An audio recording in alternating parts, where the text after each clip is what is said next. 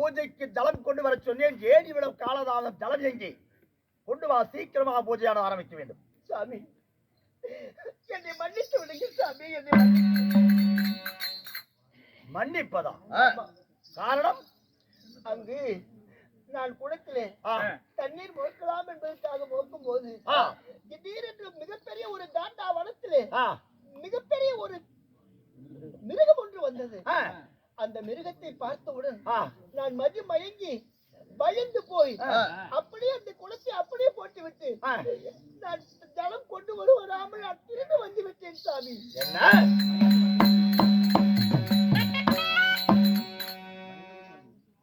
வனத்திலே ஒரு மிருகத்தை கண்ணால் கண்டதால் அதை பார்த்து பயந்து குடத்தை போட்டுவிட்டு பயந்து மிருகத்துக்கு பயந்து ஓடி வந்து விட்டாயா? ஆமா. ரேணுகா, என் பத்திரியை என்னிடத்தில் இப்படிப்பட்ட ஒரு காரியத்தை செய்யலாமா? நீ இப்படி ஒரு பொய்யான வார்த்தை சொல்லலாமா? மிருகமானது உன்னை கண்டால் போதும் உத்தமையாகி உன் காலிலே வந்து விழுந்து வணங்கி விட்டு செல்லுமே தவிர ஒருபோதும் அந்த மிருகங்கள் வனத்திலே இருக்கும் மிருகங்கள் உன்னை கடிக்கவோ விரட்டவோ ஓடி வராது. அப்படிப்பட்ட நீ இன்று ஏதோ ஆற்றங்களில் நடந்திருப்பதை போல் தெரிகிறது. சரி, என் ஞானத்தால் சிந்தித்து பார்த்து அந்த குளக்கடையில் என்ன நடந்தது என்று சிந்திக்கின்றேன். நானே கண்டுபிடிக்கின்றேன். என்னிடத்தில் சொல்ல நீ தயங்குகிறாய். ஓ சிவாய நமக, ஓம் நம சிவாய நமக, ஓம் நம.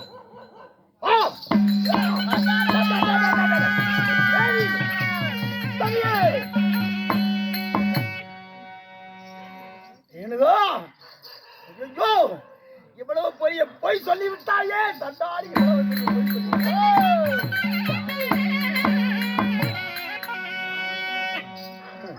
சண்டாளியே, இப்படிப்பட்ட பொய் சொல்ல உனக்கு எப்படித்தான் மனம் துணிந்தாய்? ஒரு நாள் ஒரு பொழுதும் என்னுடைய பூஜையான தடைபட்டது கிடையாது. இன்று தடைபட்டதும் இல்லாமல் அபாண்டமான பொய் சொல்லியிருக்கின்றாய் நீ. ஆத்து மணலை இங்கிருந்து பெரும் கையோடு சென்று பச்சை மணலால் மண்குடமான செய்து அந்த மண்குடத்திலே ஜலம் கொண்டு வந்தால் மட்டுமே பூஜையானது என்னால் செய்ய முடியும். அப்படிப்பட்ட பூஜை இன்று என்னால் செய்ய முடியும் என்று தவறு செய்ய சொல்லுகின்றாய். அங்கு என்ன நடந்தது தெரியுமா? மண்குடமான செய்து ஜலத்தை மோக்கலாம் என்று குவிந்து மோக்கும் போது கங்கை கரைக்குள் ஆகாயத்தில் கந்தர்வன் போய் கொண்டிருக்கின்றான். அந்த கந்தர்வனை கண்ணால் கண்டாய் தண்ணீருக்குள். இப்படிப்பட்ட கந்தர்வன் மேலே போன்ற கந்தர்வன் தண்ணீருக்குள் அழகாக தெரிகின்றானே, இவனை நேரில் பார்த்தால் இன்னும் எப்படி அழகாக இருக்கும் என்று நீ அவனை கண்ணால் பார்த்து மனதால் எண்ணிருக்கின்றாய். இப்படி ஒரு எண்ணத்தை சண்டாளி, எப்பொழுது இவன் அழகாக இருக்கிறான், இவனை நேரில் பார்த்தால் இன்னும் எப்படி அழகாக இருப்பான் மனதில் நினைத்தாயோ அப்பொழுதே நீ கற்பிழைத்த வகையாயும்.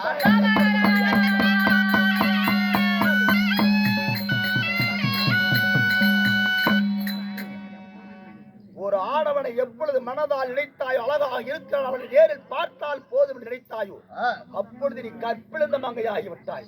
கற்பிழந்த மங்கையே, இனி உன்னை சும்மா விட மாட்டேன். இனி உன்னை சும்மா விடுவேனா?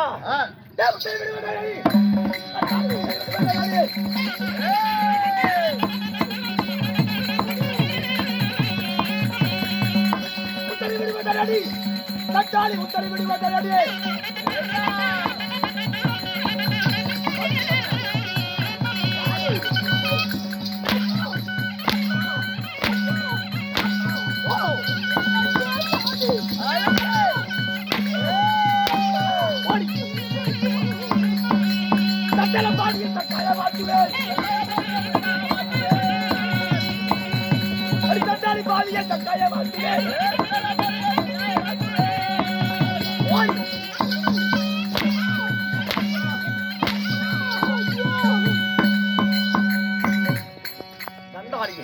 சதிகாரியை, சதிகாரி பெற்ற பணிக்காரியை, பத்திரிகை பட்டத்தை பெற்றவன் ஆணவத்தால் இப்படிப்பட்ட பொய் சொன்னாய் என்னிடத்தில்.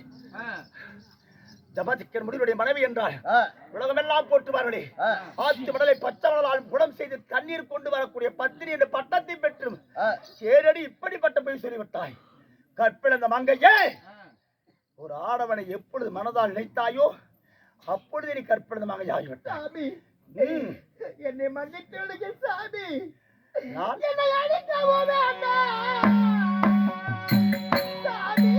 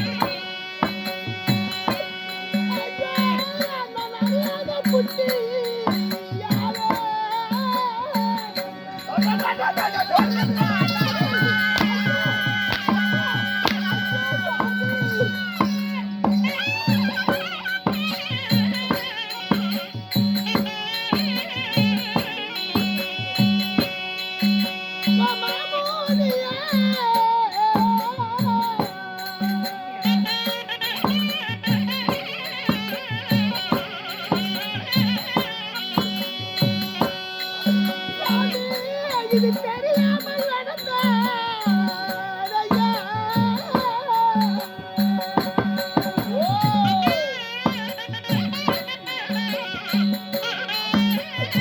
நான் அறிந்து தவறு செய்யவில்லை சாமி.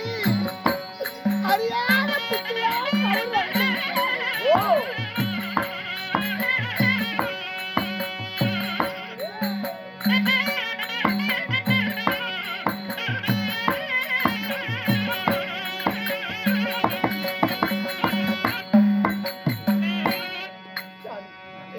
என்னரை கற்று எழுத்தரை வாசித்தாலும் பெண் புத்து பின் புத்து என்பார்கள்.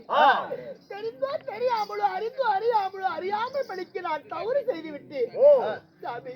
உங்களுக்கு நான் போய் சொன்னது என்னமோ உண்மைதான். சரி, ஆனால் இல்லை என்று சொல்லவில்லை. அதற்காக வேண்டி இப்படி என்னை அடித்து சித்திரவதை செய்வது நியாயம் அல்ல. என்னை மன்னித்து விடுங்க சாமி. என்னை மன்னித்து விடுங்க.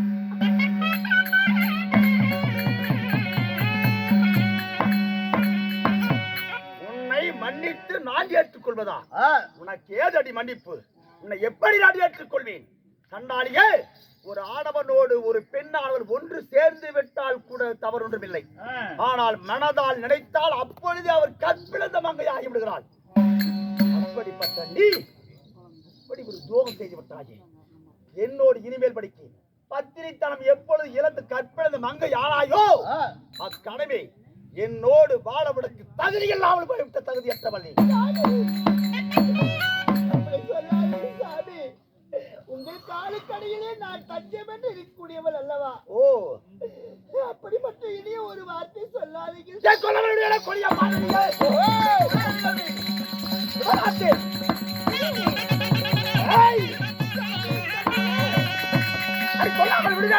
பாதகியே.